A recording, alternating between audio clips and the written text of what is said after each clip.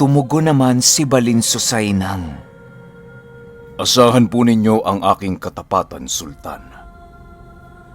habang nagsasalita si Balinsusay, may isang batang nasa edad 7 taong gulang ang lumapit sa sultan.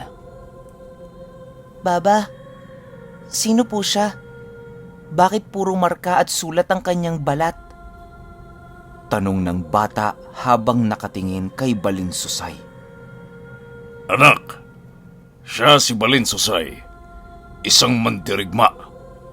Susunod na magkita kayo ay magiging dato na din siya. At ikaw na ang bagong sultan. Ikinagagalak kong ipakilala sa iyo ang aking tagapagmana, si Ali Alhamudin. Wika ng sultan. Ikinagagalak kong makilala ang iyong tagapagmana. Tugon ni Balinsusay. Matapos ang pangyayaring yon, nakuha ni Balinsusay ang respeto ng mga nasasakupan ng sultan, maging ang pagkilala ng mga ito bilang kapanalig. Isang napakagandang pagkakataon din yon upang mapag-aralan ni Balinsusay ang mamuno ng tama.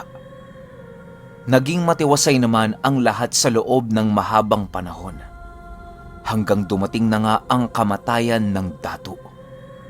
Bago ito tuluyang pumanaw, ay inihabili nito ang kanyang nasasakupan kay Balinsusay.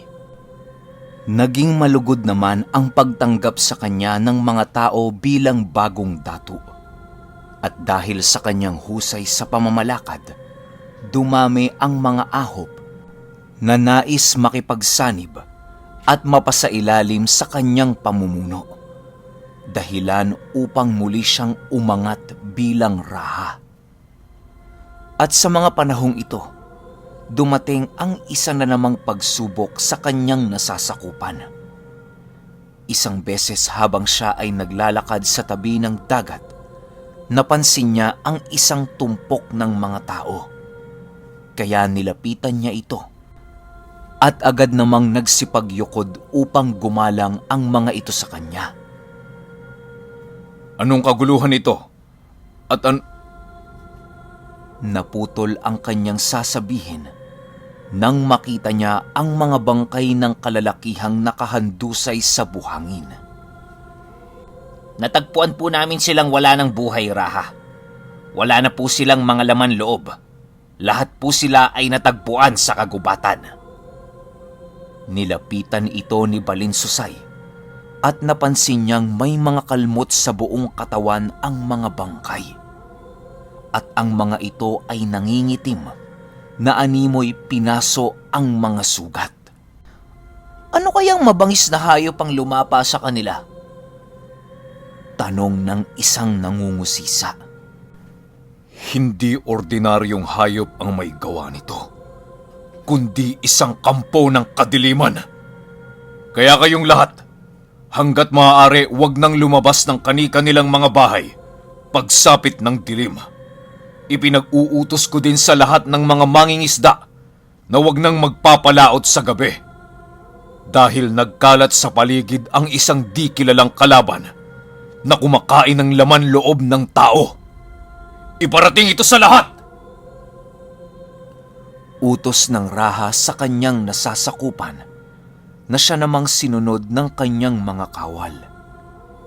Nang gabi ding yon napagpasyahan ni Balinsusay na mag-ikot upang malaman kung ano talaga ang kanilang kaaway.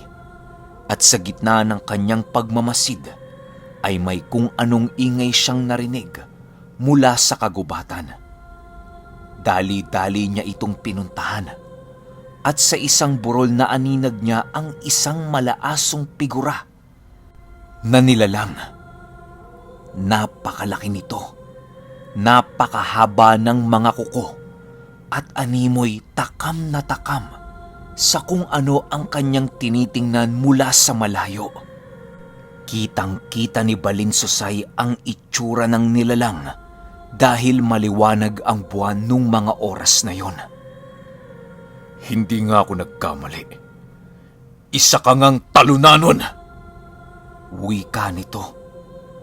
Nang walang ano-ano, ay bigla na lamang tumalon ang nilalang na yon pababa ng burol at tinunton ni Balinsusay ang tinatahak na direksyon ng nilalang. Papunta ito sa isang bahay sa paanan ng burol, kaya dali-dali itong tumakbo papunta sa bahay na tinutumbok ng talunanon. Laking pasasalamat ni Balinsusay dahil naunahan niya ang nilalang na yon.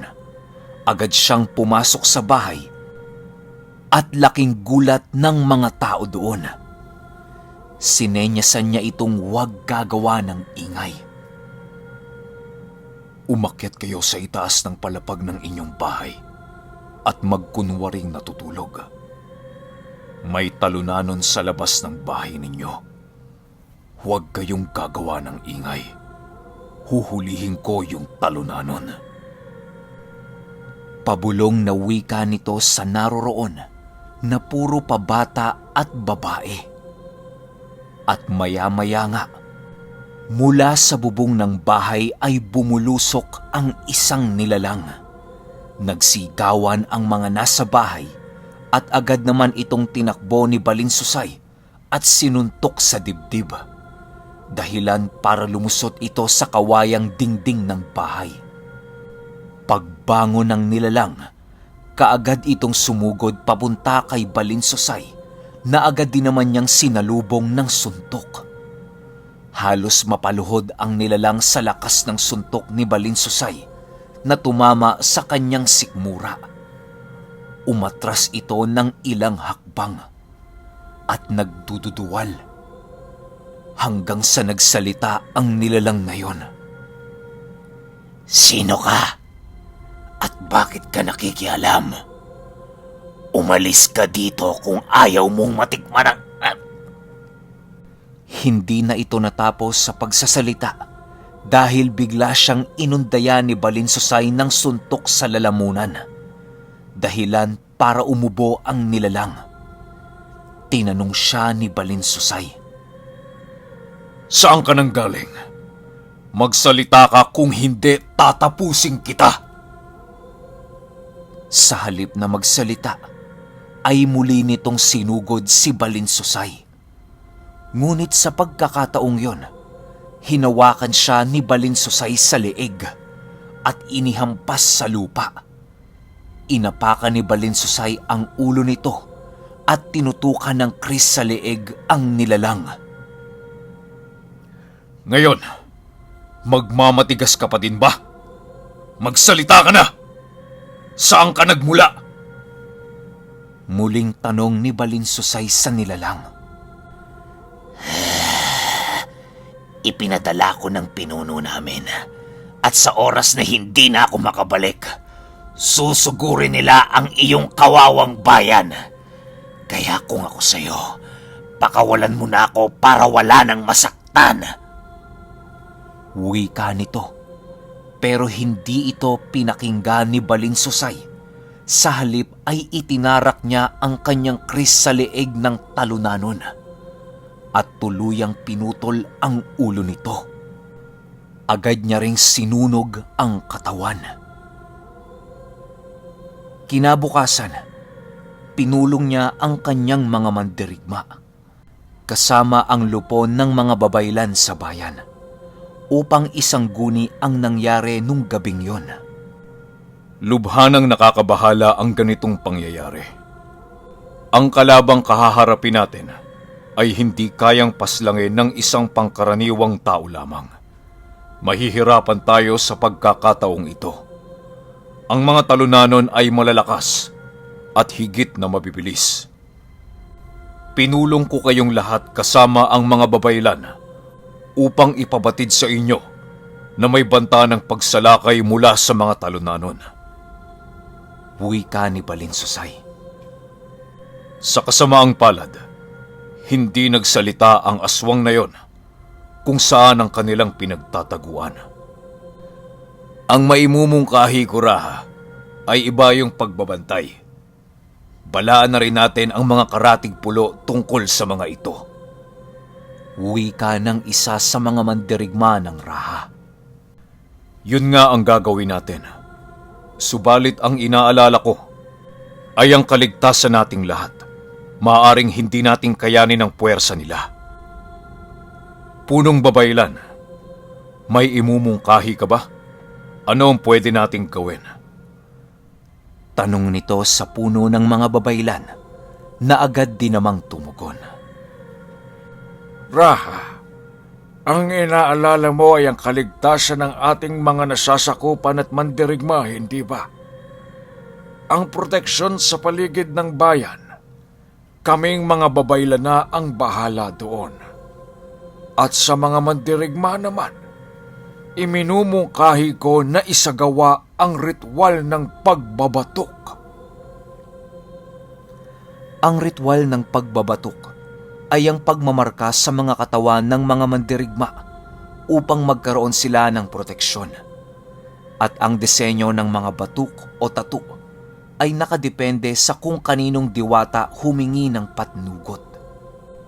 Sa diwata ng pakikidigma tayo hihingi ng tulong. Magsasagawa ng pag-aalay para sa mahal na Apo Lakay. Naway pagkalooban niya ng basbas ang ating babaylan. Naway pahintulutan niya na gamitin natin ang kanyang mga simbolo. Wika ni Balinsusay. Magiging tagapamagitan lamang ako, Raha. Ikaw ang higit na karapat dapat makipagharap sa mahal na diwata ng pakikidigma. Tugon naman ng babaylan.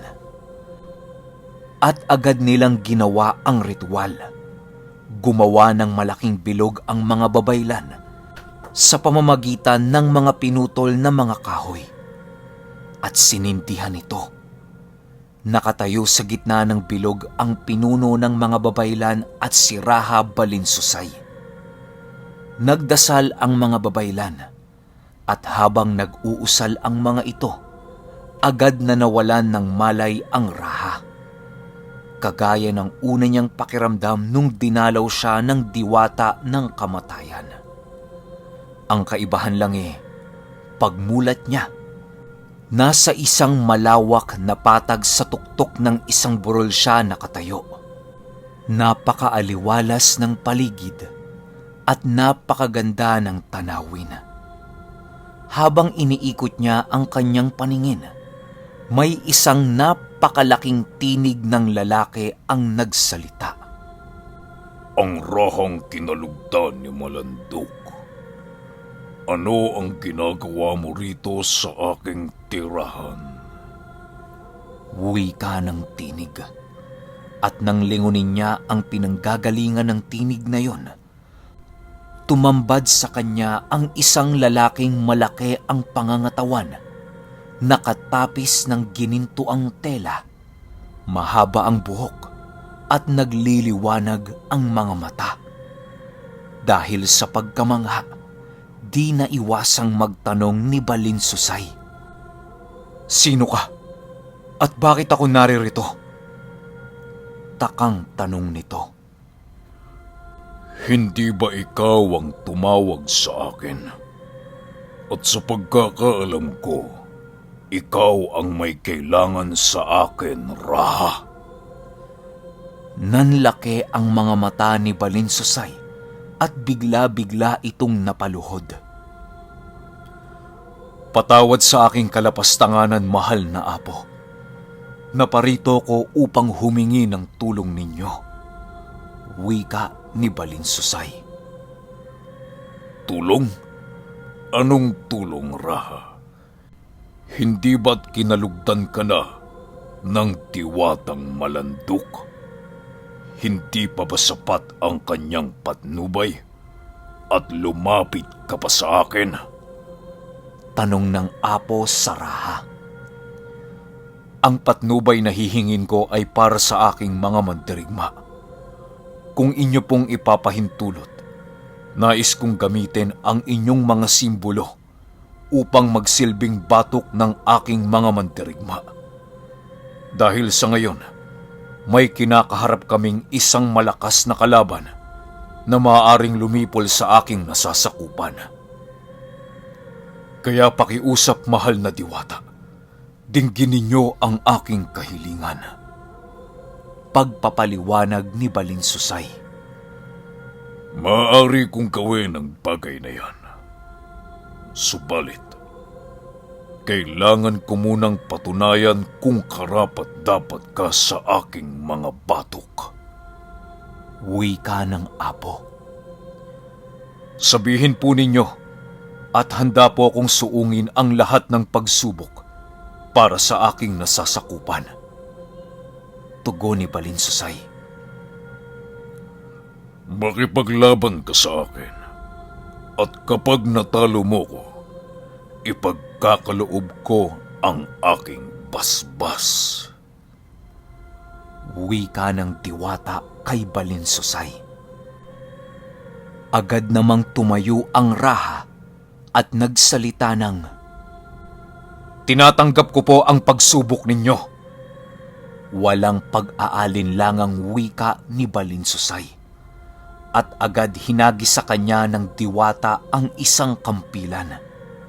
Pagkasalo ni Balinsusay ng kampilan, ay agad namang sumugod ang Diwata. Nasalag ni Balinsusay ang kanyang atake, ngunit tumalsik ng malayo ang Raha nang dahil sa lakas na taglay ng Diwata. Anong problema, Balinsusay? Tila hindi mo kayang lubaban. Ito ba ang kapangyarihang ipinagkaloob sa'yo ni Malanduk? Mukhang hindi mo ito magamit ng maayos. Pangungutya ng Diwata. Alam din naman ni Balinsusay na wala siyang laban sa lakas ng Diwata, pero determinado siyang makuha ang basbas nito. Alam ko na mahirap kang gapiin, Diwata. Ngunit gagawin ko ang lahat upang patunayan sa iyo ang aking pagnanasang matulungan ang aking nasasakupan. Maging buhay ko man ang maging kapalit! Wika nito sabay unday ng taga sa Diwata na agad din naman itong nasalag. Sunod-sunod na pag-atake ang ginawa ni Balinsusay. Ngunit tila hindi ito iniinda ng Diwata. Nang nagdesisyon siyang bitawan ang kanyang kampilan, ay agad niyang sinugod ang Diwata gamit lamang ang kanyang kamao. Nasisiraan ka na ba? Sa palagay mo mananalo ka gamit lamang ang kamao mo? Ngunit nang tumama ang kamao niya sa dibdib ng Diwata, napaatras ng napakalayo ang Diwata. At agad ding tumakbo papasugod sa kanya si Balinsusay. Pinaulanan niya ng suntok ang Diwata. Ngunit hindi man lang iniinda ng Diwata ang mga atake ni Balinsusay. Yan lang ba ang kaya mo? Nang biglang nahawakan nito ang kanyang kamao at agad siyang inihagis papalayo. Paglapag nito sa lupa, nagulat si Balinsusay dahil nasa tabi na naman niya ang Diwata. At agad binigyan ng malakas na sipa sa tagiliran si Balinsusay. Halos di makatayo si Balinsusay matapos niyang matanggap ang malakas na atake mula sa Diwata. At nang makatayo na si Balinsusay, kaagad nagwika ang Diwata. Umuwi ka na, Raha. Wala kang mapapala sa akin. Hindi ka karapat-dapat sa aking basbas. Wika ng Diwata habang naglalakad papalayo. Oo nga't mahina akong nilalang. Ngunit hindi ako susuko hanggat may hininga pa ako. Tugon ni Balinsusay habang tumatakbong papasugod sa Diwata. At nilingon naman ito ng Diwata at agad na sinalag ang kanyang atake. Kamao sa kamao. Nang nagbanggaan ang kamao nilang dalawa, pareho silang tumilapon dahil sa lakas ng puwersa na lumikha pa ng napakalaking pagsabog. Sinusubukan pa ni Balinsusay na tumayo, ngunit wala na. Makatayo man siya ay agad din itong nabubuwal dahil sa labis na panghihina at nararamdaman niyang papalapit sa kanya si Apo Lakay. Kaya tiningnan niya ito. Agad nagwika ang diwata. Pinahanga mo ko, Raha. Pagkatapos magsalita ng diwata, kaagad nawala ng malay si Balinsusay. At pagmulat niya, nakabalik na siya sa kanilang bayan. Mahal na Raha, ano po ang nangyari? Bakit kayo nawala ng malay? Tanong ng isa sa kanyang mga katiwala. Nakipagharap ang mahal na Raha sa isang diwata sa pamamagitan ng kanyang kaluluwa. Wika ng punong babaylan.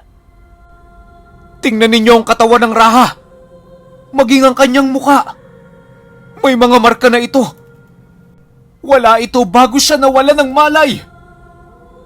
Gulat na wika ng isa sa mga kawal. Nang tingnan ni Balinsusay ang kanyang kamay, ay may hawak siyang isang binilot na papel. Nang buksan niya ito, mga simbolo ang nakasulat dito. At ang mga pasa na tinamo niya nung nakipaglaban siya ay naging mga batok o tattoo sa kanyang balat. Maging sa kanyang muka ay meron ding mga marka. Dininig ni Apo Lakay ang iyong dalangin, Raha. Ipinagkaloob niya sa iyo ang kanyang patnugot. Ito ang mga simbolo ng dakilang diwata ng digmaan! Wika ng punong babaylan. Okay, ito na yung sinasabi ko, yung paparating na gera sa mga aswang. Woo! Pahintay na lang ako nung part 6. Kinikilabutan ako, grabe.